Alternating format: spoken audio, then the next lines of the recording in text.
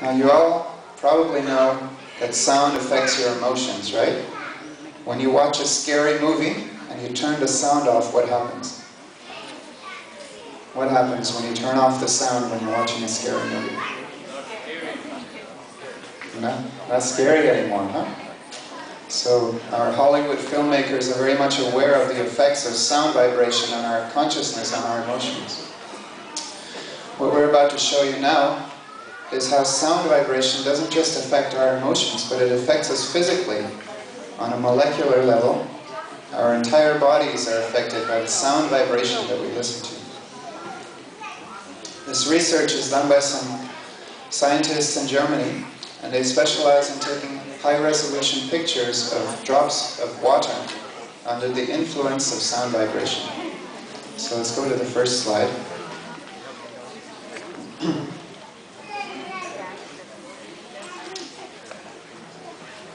Sorry, there's some people standing up so you can't all get a good view. This is a drop of water, magnified, under the influence of a particular frequency of sound. So look at this beautiful shape created in a drop of water. One particular sound vibration frequency generates this image, this three-dimensional shape in a drop of water. Next.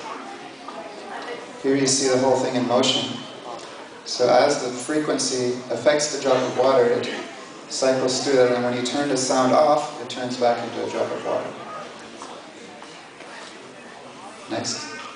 Different frequency produces a different shape in the same drop of water. Look at this perfect pentagon being produced. Next. Here you see the frequency oscillating, and the drop of water alternates the shape back and forth of that pentagon with the oscillation of the frequency. Here you see a side view of it, and you see that on every second raise, the dome comes up, and on every second iteration, the dome goes down. So what they're saying is that the water is actually responding to the sound, not just reacting, but it's like a kirtan. The sound, the water drop hears the sound and it sings back and it responds. And this is just another still sequence of that same thing. Next. This particular sequence reminded the researchers of a heartbeat. Like a beating heart, a pulsating heart. And what they're finding now in embryonic science, people who study the embryo, the formation of the embryo in the womb, they're finding that there's a heartbeat before there's an actual organ of the heart. So they can already detect the heartbeat, boom, boom, boom, boom, before the organ of the heart forms in the embryo. So when they were researching this reminded them of that pulsating, beating heart and the correlation with sound vibration. Next. Here you see the same principle applied to a little vial of water, like a little dish of water, purified water with colored lights shining on it. And you see what happens to the water in that dish when there is sound vibration being played through that water.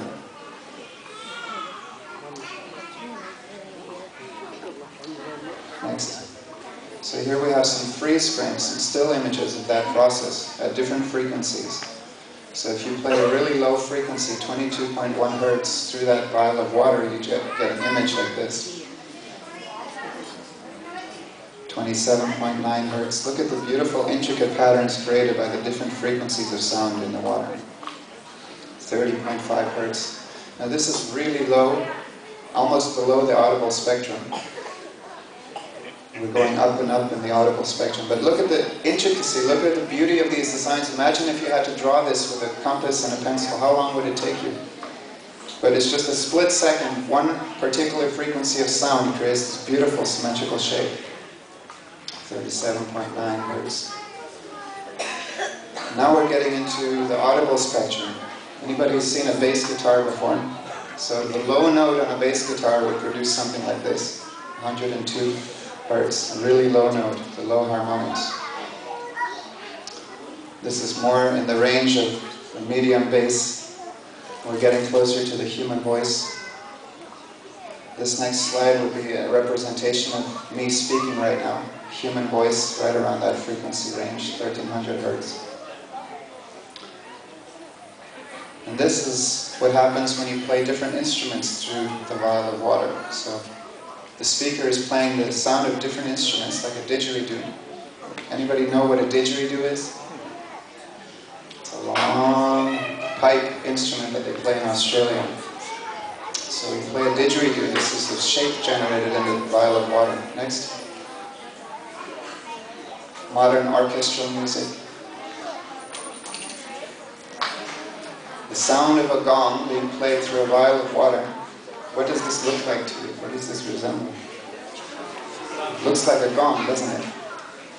The sound of a gong produces an image of a gong in the water. Next. Chanting of Tibetan monks.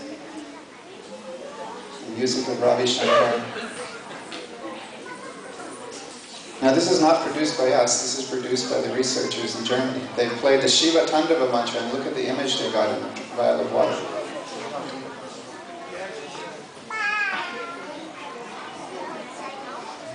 Interesting, huh? Next. The sacred syllable Om, the sacred sound vibration Om, which we know represents the source of all sound, the original sound, creates perfectly symmetrical circles, concentric, one within the other, in this vial of water.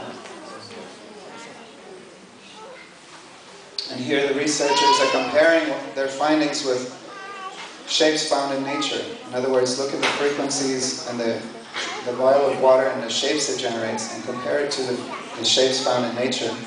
And the insinuation is that there's sound vibration involved in the process of creation. And of course we know this as devotees. We read in the Srimad Bhagavatam that in the beginning there was Krishna in Goloka Vrindavan playing his flute, and from that flute song came the Gayatri mantra. It entered into the heart of Lord Brahma, and with that sound vibration Lord Brahma began to create the entire universe. In the Judeo-Christian tradition, anybody familiar with Christianity? What does it say at the very beginning in the Bible? What is the first sentence in the Bible? First there was a word.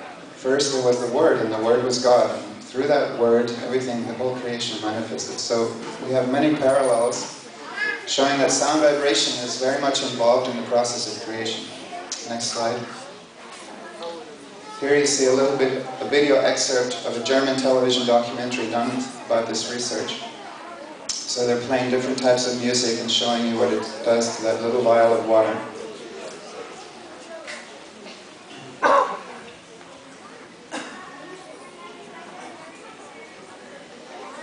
This yellow piece coming up here is Canon in D. It's a classical piece, and that's what the shapes generated in the water. And they play Canon in D. Beautiful flower shapes. So what does this all have to do with mantra meditation? They teach you in college and university that 70% of your body is made of water, isn't it? Something like that. Roughly 70% of our bodies are made of water. So what happens to our bodies physically when we listen to different types of sound vibration? Never mind the little drop of water or the vial of water. Our entire bodies are affected and transformed by sound vibration. Next.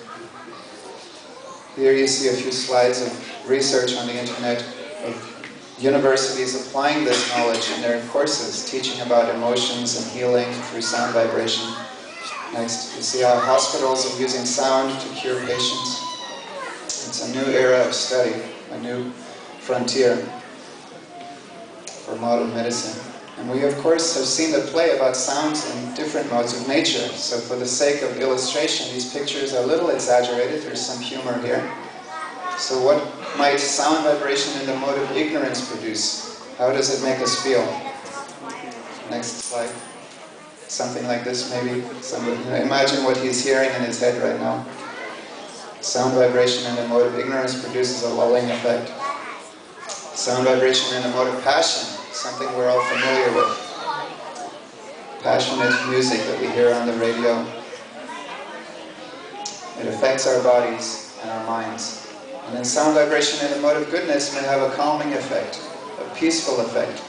Something you hear in a temple, or at a yoga studio, or a church service, or some beautiful classical music.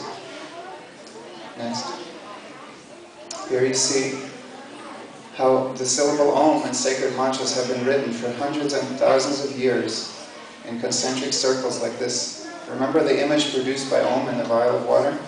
So this was before they knew about the image created in the vial.